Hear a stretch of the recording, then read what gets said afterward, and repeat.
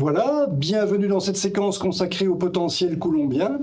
Alors, comme tu le vois, j'ai choisi d'introduire le sujet dans une perspective historique. C'est en partie parce que je voulais que tu saches que c'est Pierre-Simon Laplace, le fameux scientifique français, qui est le premier à avoir proposé l'utilisation de la notion de potentiel dans le domaine de l'électricité, c'est-à-dire pour décrire des systèmes de charge électrique. Et il n'a pas fallu grand-chose, en fait, à Laplace pour faire cette proposition, parce qu'il s'est directement inspiré des travaux de Lagrange.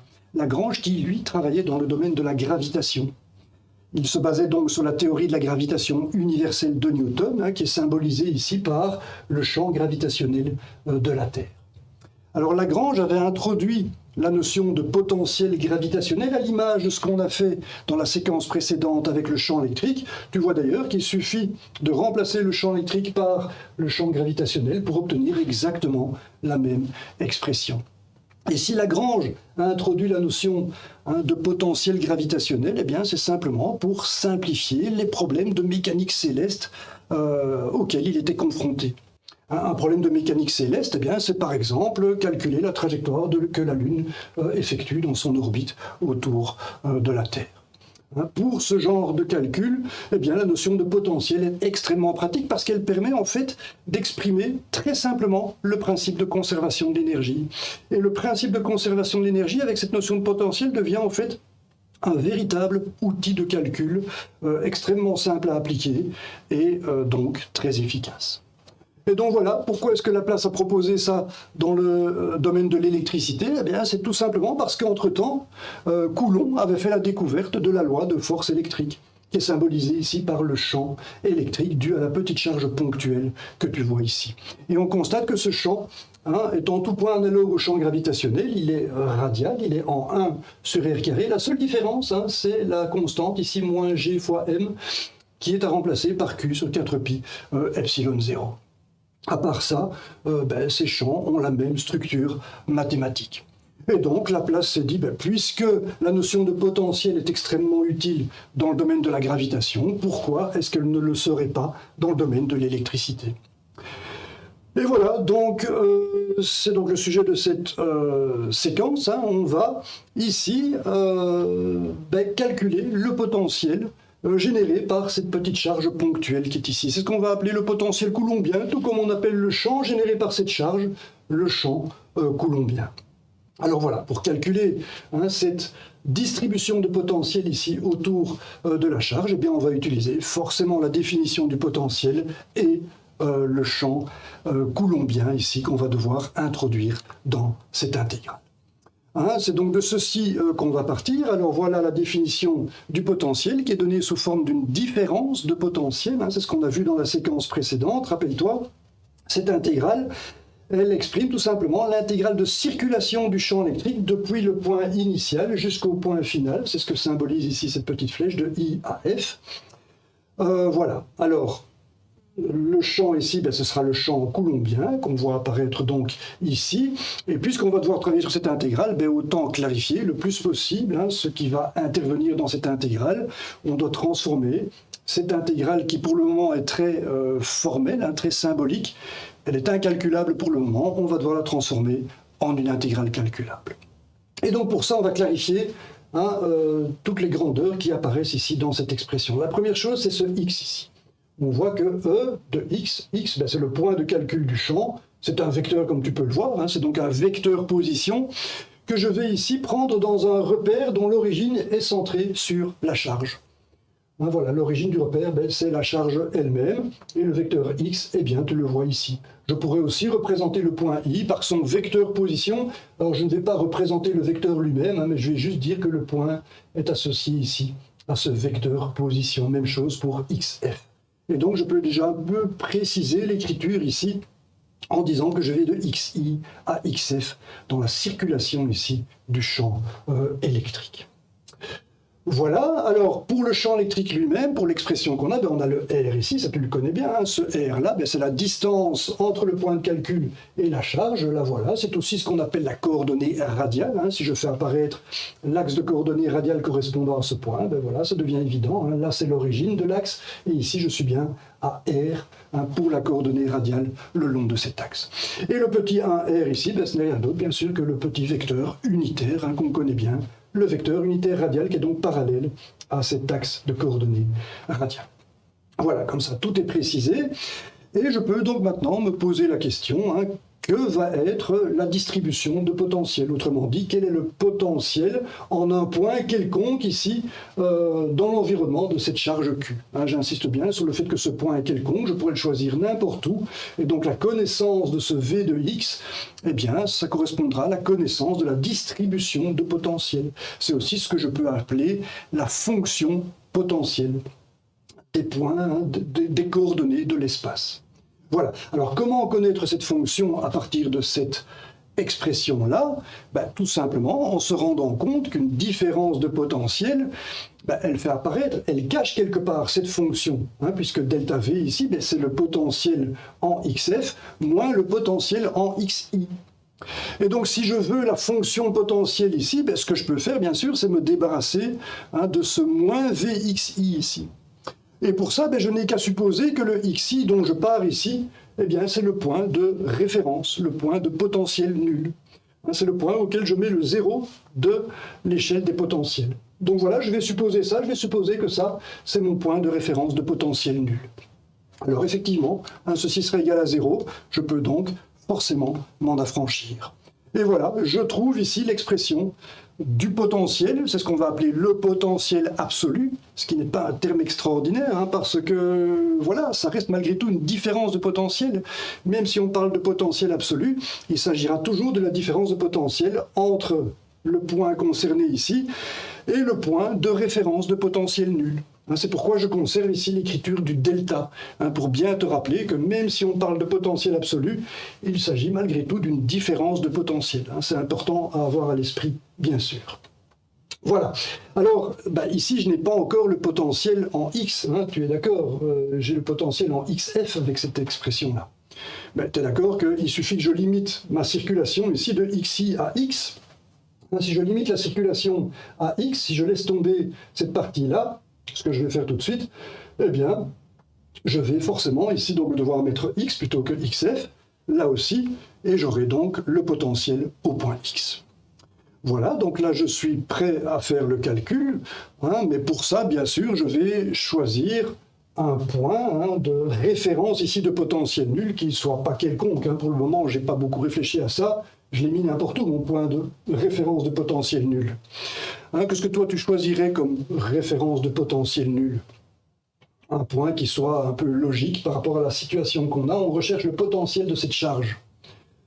Peut-être que tu as l'idée de prendre ce point sur la charge elle-même, un petit peu comme on a fait avec la plaque chargée négativement, qui générait un champ uniforme dirigé vers le bas. Rappelle-toi, on avait pris à ce moment-là comme potentiel nul le potentiel de la plaque elle-même. On pourrait faire ceci ici aussi avec la charge. Mais là, c'est un petit peu risqué de faire ça, parce que tu vois que si je choisis ici xi sur la charge, je suis donc en l'origine de mon repère. La distance r ici devient tout simplement nulle. Et si la distance r est nulle, ça veut dire que le champ électrique en xi, ce dont j'aurai besoin de toute façon pour cette intégrale, tu vois que je dois partir de xi, donc je dois connaître ce champ en xi. Eh bien, on voit qu'il est infini, bien sûr. Si r vaut 0, ce champ est infini. Et voilà, et puisqu'on doit intégrer une fonction qui est en 1 sur r carré, si je pars de cet infini ici, on peut montrer que l'intégrale, elle va diverger. Elle va d'office avoir une valeur infinie, on ne peut pas exploiter ça. Donc ce choix-là n'est pas le bon. On ne va pas pouvoir faire comme avec la plaque d'extension infinie, chargée négativement, là, dont on avait dit que c'était la référence de potentiel nul. On ne peut plus faire ça. Donc, qu'est-ce que tu proposerais de faire? On va prendre ici un point quelconque sur l'axe, mais un point quelconque, c'est pas très agréable. Il faudra un point qui soit particulier par rapport à la charge là. Je pourrais décider de me mettre à 1 cm pour le potentiel nul, à 1 mètre, mais tout ça, c'est pas très satisfaisant. Donc, si on continue à chercher un point remarquable ici, on va finir par tomber à l'infini. Et à l'infini, là, ça devient intéressant. Parce qu'à l'infini, qu'est-ce que j'ai si je dis que R vaut l'infini, hein? Tu vois que j'ai coupé l'axe ici pour représenter l'infini. C'est assez abstrait, hein? Le problème de l'infini, c'est qu'il est un peu difficile à appréhender. Mais voilà, on va le faire. On va faire comme si l'infini était une valeur ici de R. Ok, si je suis avec un R qui est infini, ben je vois que le champ il est tout simplement nul. 1 sur l'infini, c'est 0. J'ai un champ nul cette fois-ci. J'ai la situation opposée à celle-ci. En 0, j'avais un champ infini, et en l'infini, j'ai un champ qui est nul. Et ça, c'est pas mal comme situation pour repérer un point qui serait le point de référence de potentiel nul. C'est parfait parce que je suis ici en l'absence de toute force. Si je mets une charge d'essai ici, ben cette charge ne subit plus aucune force, le champ est nul. Et donc, voilà, c'est parfait pour avoir le repère d'énergie potentielle nulle. Il n'y a rien qui se passe ici. Pour moi, c'est parfait pour dire c'est le point de potentiel nul. Ceci est d'autant plus vrai que ici je peux bouger. Si j'ai aucune force, je peux bouger la charge d'essai ici sans le moindre effort. Ça veut dire que tous les points qui sont à l'infini ici, c'est ce qu'on va appeler la sphère de l'infini, eh bien ce sont tous des points qui seront à la même énergie potentielle, c'est-à-dire au même potentiel nul. Et on va obtenir comme ça un potentiel nul, c'est ce qu'on va appeler la sphère de l'infini. Il faut un petit peu se familiariser avec cette notion d'infini, c'est pas toujours facile. Mais voilà, on va le considérer comme tel. On va à l'infini, comme si c'était une valeur de R, tout à fait normale. Et là, on sait que le potentiel, il est nul. Voilà. Et c'est donc ça que je vais faire. Je vais choisir pour xi ici l'infini. Alors, puisque ce xi, je le choisis à l'infini, sur toute la sphère de l'infini, je vais mettre ici symboliquement le signe infini. Ça redevient un petit peu abstrait, mais tu vas voir que ce ne sera pas trop long. On va finir par pouvoir traiter cet infini très simplement. Voilà, conclusion, la distribution de potentiel autour de la charge ici, en un point x quelconque, je vais l'obtenir à partir du calcul de cette intégrale, depuis l'infini jusqu'en x. Et pour ça, je te propose de faire cette intégrale de circulation ici sur l'axe de coordonnées radiales, pour commencer en tout cas. Et donc je vais devoir faire la circulation de E, ici en tout point. Je vais donc ici prendre un point, c'est ce que je vais appeler le point courant ici, de l'intégrale. Je vais aller de l'infini jusque là, jusqu'en x ici, avec le champ électrique. Et bien sûr, E et dl dans cette intégrale doivent être considérés au même point. En ce point-là, je vais me déplacer d'un petit dl avec ce champ qui est là. Ok, donc c'est très important de prendre bien conscience de ça. Je dois bien considérer E et dl au même point, un point que je vais appeler donc le point courant de mon intégrale, puisqu'il va se déplacer, bien sûr, ce point courant de petit dl en petit dl pour passer de l'infini à x. Voilà, alors tu vois, ce point courant, je l'ai appelé x', pour le distinguer de x. Alors voilà, j'ai besoin de l'expression du champ en ce point x' où je considère dl et le champ. Alors, pour ça, je vais introduire, bien sûr, la distance radiale à laquelle je me trouve ici, la coordonnée radiale à laquelle je suis, je vais l'appeler R' pour la distinguer de R. Et voilà, je vais passer donc de l'écriture du champ ici en R à celle du champ que j'ai ici en R' sur mon point courant de l'intégrale de circulation.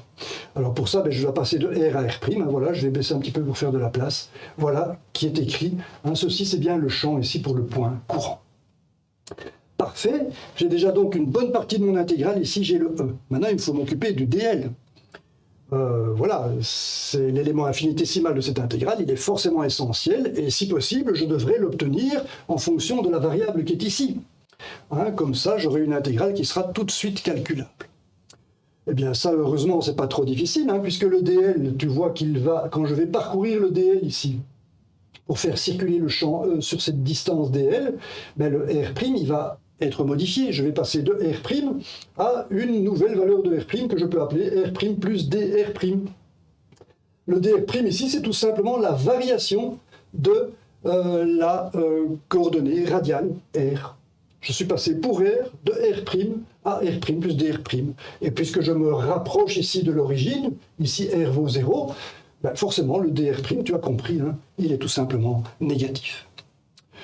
Voilà, et donc maintenant je peux exprimer le dl très simplement. Je peux dire que c'est tout simplement dr' fois 1r, le vecteur unitaire radial, fois dr', sachant que dr' est négatif. Ceci est bien correct, c'est bien un dl qui me rapproche ici de l'origine. Parfait. Pourquoi parfait? Parce que maintenant, je sais faire le produit scalaire qui est proposé ici dans cette intégrale de circulation. 1R, produit scalaire 1R, ça me donnera 1, bien entendu, c'est ultra simple. Et donc, il me restera ici juste le produit des deux facteurs qu'on voit ici, les deux facteurs de 1R. C'est-à-dire le champ ici fois le dr'. Et donc, il me suffit de substituer ce produit scalaire ici dans l'intégrale qui est ici, sans oublier le signe moins, bien sûr, pour obtenir donc moins intégrale, la somme de tous les termes que j'ai ici, parce que je vais passer de petit dl en petit dl, je dois tous les considérer, en considérant chaque fois que j'ai une valeur différente du champ. C'est pourquoi j'ai bien R' ici, qui accompagne les dr' que je vais faire depuis l'infini jusqu'à R qui est ici. Et donc c'est ce qui me manque encore dans cette intégrale, je serai capable de la calculer à partir du moment où je mets les bornes. Mais je viens de le dire, je vais de l'infini jusqu'à R ici. Et là j'aurai donc bien calculé toute cette intégrale de circulation qui est proposée ici. Voilà. Alors tu remarqueras que la borne inférieure, elle est en valeur numérique supérieure à la borne supérieure. Et ça veut bien dire que les dr' ici sont négatifs. Alors ici, je vais ouvrir une petite parenthèse, parce que c'est un point sur lequel mes étudiants montrent souvent une difficulté de compréhension. Ils ne comprennent pas pourquoi je n'ai pas mis le signe moins ici devant le dr', pour bien dire que le dl, il va dans ce sens-là, il se rapproche de l'origine, c'est bien un vecteur qui s'oppose au vecteur 1R, et ici, ça ne se voit pas.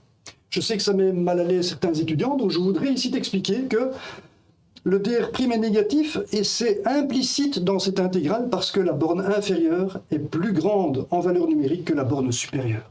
Pour te montrer ça, je vais prendre une intégrale toute simple que tu es capable de faire en une seconde. Quelle est l'intégrale de dx? C'est x bien sûr. De a à b, ça va te donner b moins a, forcément. b moins a, ça va représenter la longueur du segment ici. b moins a, c'est la longueur du segment qui relie a à b.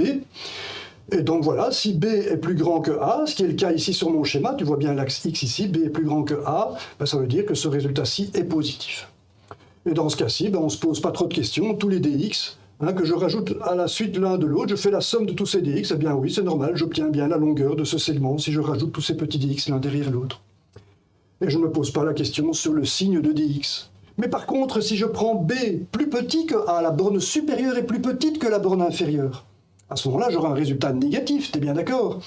Ce résultat négatif, donc je vais le représenter ici, bien sûr. Si B est plus petit que A, tu es d'accord, je vais échanger ici les rôles. Voilà, B est maintenant plus petit que A. Et tu vois que j'intègre de A à B. Je vais donc intégrer de là à là. Et c'est pourquoi j'ai mis les dx dans l'autre sens. Tu vois que la petite flèche, maintenant, elle va vers la gauche. Et c'est effectivement ce qui se passe. Parce que si je ne considérais pas ici que les dx sont négatifs, jamais j'arriverai à un nombre négatif comme résultat. Si je ne somme que des dx positifs, je ne pourrais pas avoir de nombre négatif, tu es d'accord? Donc voilà, ceci montre bien que les dx ici sont tous négatifs. Je vais sommer de A à B, et les dx sont implicitement négatifs. Ça ne peut être que le cas si je veux ici arriver à un résultat négatif. Voilà, tout ça pour te dire que ce dr' négatif que j'ai introduit ici, il est implicitement considéré comme négatif dans cette intégrale. Voilà, ceci étant dit, maintenant il nous reste malgré tout à résoudre cette intégrale. Alors, voilà, quand tu as une intégrale comme ceci avec des constantes, la première chose qu'il faut faire pour clarifier les choses, c'est sortir tout ce qui est constant de l'intégrale, ce que je fais, bien sûr, ici. Alors là, qu'est-ce qu'on voit? On voit une fonction avec R', c'est pas très confortable, quand tu as une intégrale comme ça avec des variables un peu exotiques. Moi, je te conseille toujours de remplacer la variable par x. On a l'habitude de voir des fonctions écrites comme f de x. Si je vois ici un 1 sur x carré, ce sera quand même plus simple que si je vois 1 sur R' carré. Je n'ai pas trop l'habitude de regarder ça de cette manière-là. Et donc voilà ce que je vais faire ici. Je vais te proposer de remplacer la variable ici par x. Il n'y a rien qui changera, bien sûr. Les bornes, elles restent les mêmes. La variable ici, elle est muette. C'est comme ça qu'on dit en mathématiques. Et donc voilà, j'ai cette intégrale-ci à résoudre. Et là, peut-être que les choses deviennent un peu plus claires pour toi. Si tu regardes 1 sur x carré, demande-toi un peu quelle est la primitive de 1 sur x carré. Peut-être que tu t'en rappelles. Quelle est la fonction qui, dérivée, va te donner 1 sur x carré? Je te laisse réfléchir 2 secondes. Peut-être que tu l'as trouvé. Peut-être que tu as trouvé que c'est la fonction 1 sur x. Effectivement, la dérivée de 1 sur x, c'est moins 1 sur x carré. C'est pas tout à fait 1 sur x carré, c'est moins 1 sur x carré. Mais ça tant mieux, puisque le signe moins, je l'ai là. Je peux vite le mettre ici à l'intérieur, ce que je m'empresse de faire, voilà. moins 1 sur x carré est le résultat de la dérivée de 1 sur x. 1 sur x est donc bien la primitive. Et donc voilà, je peux remplacer cette intégrale de l'infini à r par les crochets 1 sur x de l'infini à r. Voilà, qui est fait la primitive entre crochets avec les bornes d'intégration. Et donc je vois que l'intégrale que je calcule ici, ce sera tout simplement 1 sur r moins 1 sur l'infini. Et 1 sur l'infini, c'est 0, forcément.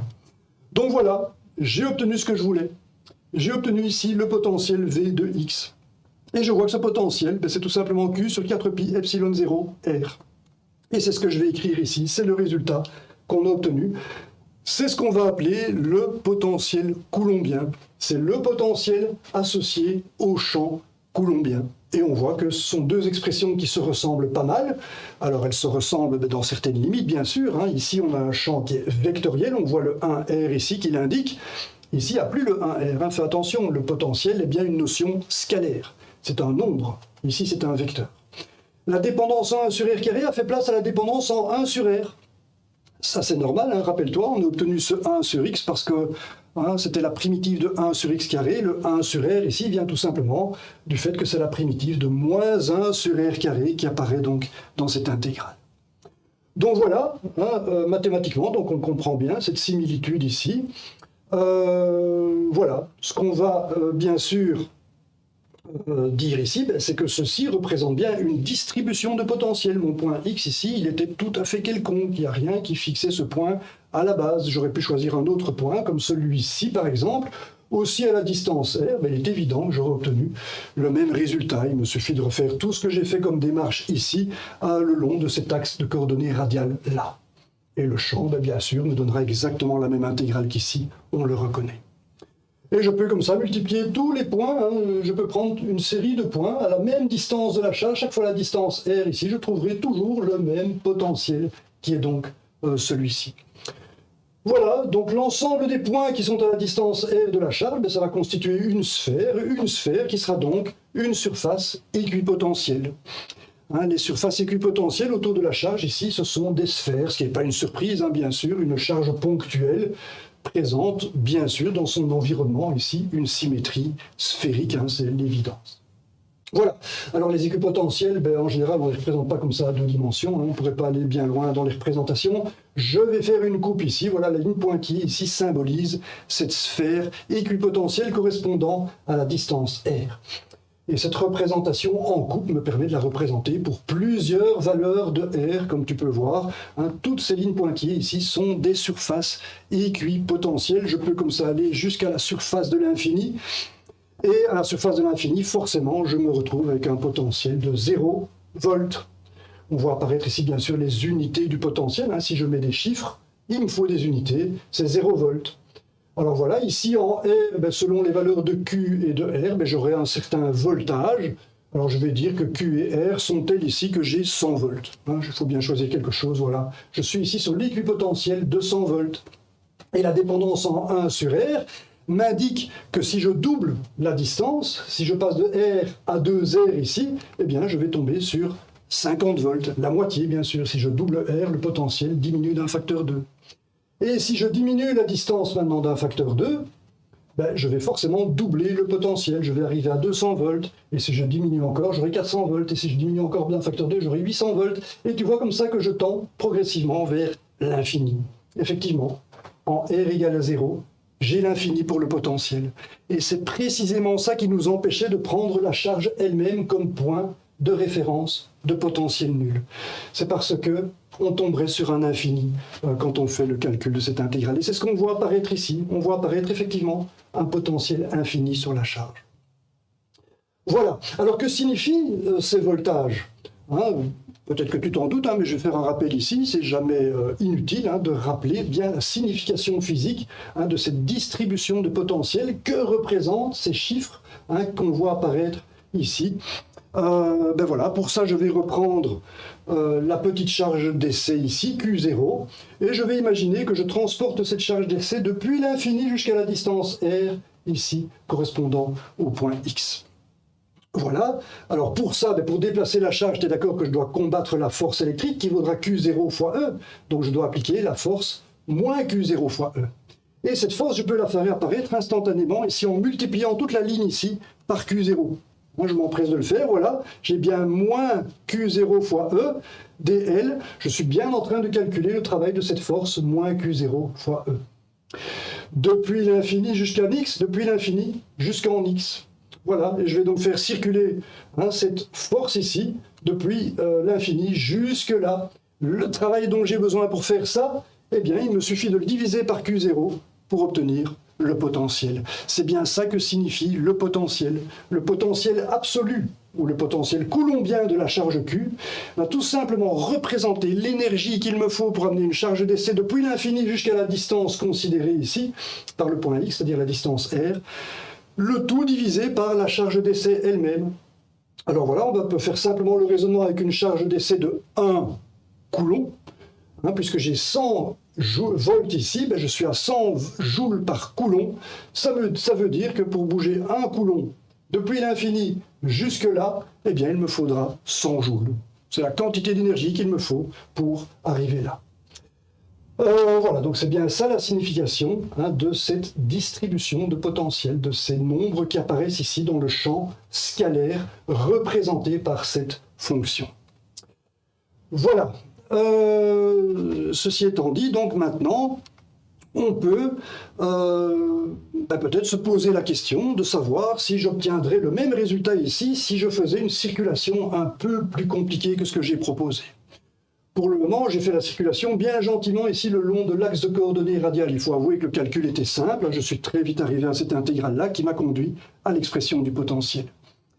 Mais voilà, qu'est-ce qui se passerait si j'adoptais ici le calcul à partir d'un autre point de la sphère de l'infini? Je suis toujours sur la zone de potentiel nul. Je vais calculer le potentiel depuis ce point-là jusqu'au point X ici. Et tu vois que voilà, je propose ici de faire le calcul en toute généralité, avec une courbe ici qui est tout à fait quelconque, une trajectoire quelconque. Alors il est clair que si la notion de potentiel est cohérente, il faut que j'obtienne le même résultat, et donc il faut s'en assurer. Si ce n'est pas le cas, cette notion de potentiel n'aurait pas beaucoup d'intérêt, parce que si je pars du potentiel nul ici, et que j'arrive à un autre potentiel ici que celui que je calcule à partir de là, ça veut dire que cette notion de potentiel n'est pas univoque, et elle est tout à fait inutilisable. Ok ?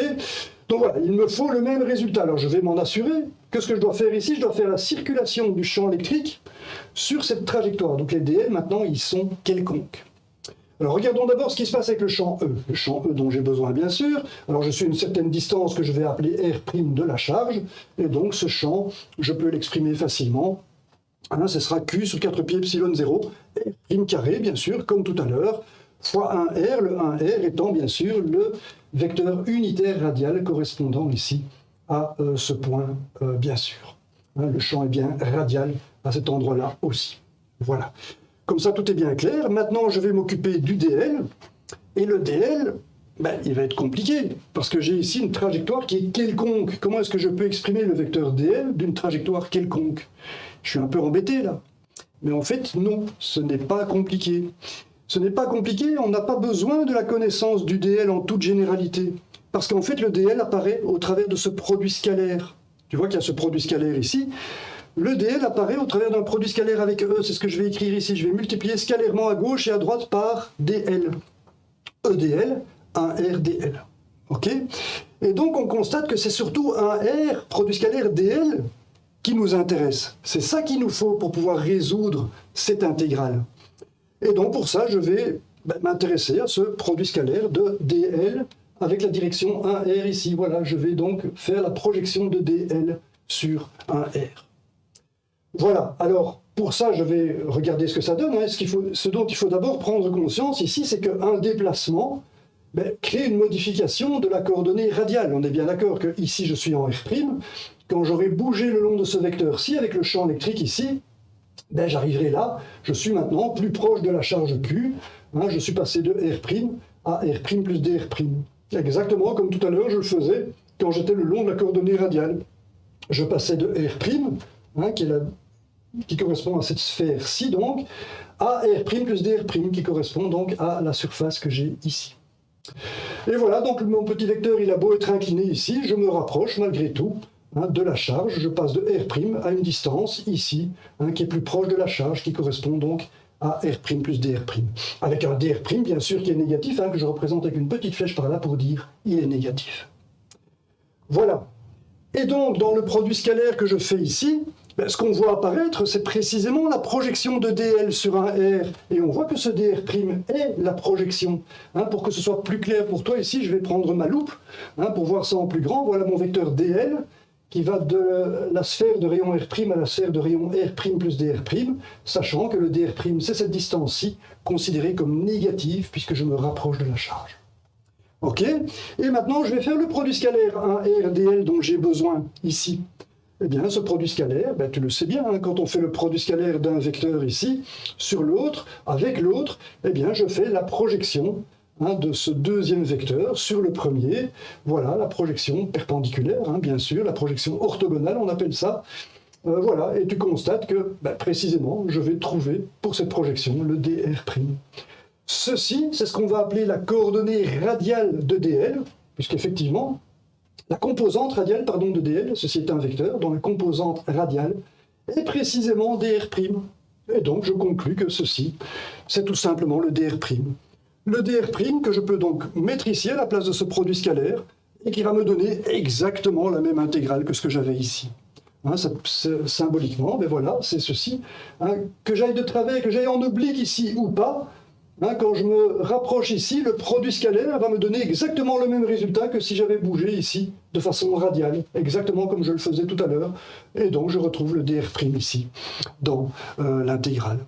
Et j'obtiendrai donc exactement le même résultat. Je peux faire la même chose pour tous les petits vecteurs dl comme ça, de l'intégrale de circulation. Ça revient exactement à faire la même chose qu'un déplacement radial. Ce vecteur-ci, il est en oblique, mais c'est comme si je faisais le déplacement radial que j'avais obtenu ici tout à l'heure pour faire mon calcul, pour obtenir cette intégrale. Bref, on le voit de toute façon mathématiquement. Si je remplace ici ce produit scalaire là-dedans avec le signe moins, j'obtiens cette intégrale. Et j'obtiens donc bien le même résultat. C'est parfait. J'obtiendrai bien, quel que soit le point dont je pars ici, à l'infini, eh bien, j'obtiendrai bien le même résultat. La fonction potentielle est donc bien définie de manière univoque. Alors voilà, ce petit passage ici, il est essentiel parce qu'il nous permet de comprendre une chose essentielle à propos du champ électrique. C'est ce que je vais t'expliquer ici. Si je calcule la circulation du point I au point F, rappelle-toi, c'est ce qu'on avait au départ, le point I au point F, je fais la circulation du champ électrique sur une certaine trajectoire. Eh bien, on va obtenir un certain résultat qui sera tout à fait indépendant de cette trajectoire. Je dessine ici une autre trajectoire, et je sais que le résultat sera le même, parce que j'ai beau ici faire n'importe quelle trajectoire, les composantes radiales des vecteurs que j'utilise ici, les composantes radiales de ces vecteurs sont toutes les mêmes. Je peux prendre ces deux vecteurs-ci, ici, ils ont la même composante radiale que je vais représenter ici, par exemple, la voilà. Donc faire cette intégrale-ci, faire cette intégrale-là, ou la faire ici radialement, c'est exactement la même chose. Et ça signifie quoi?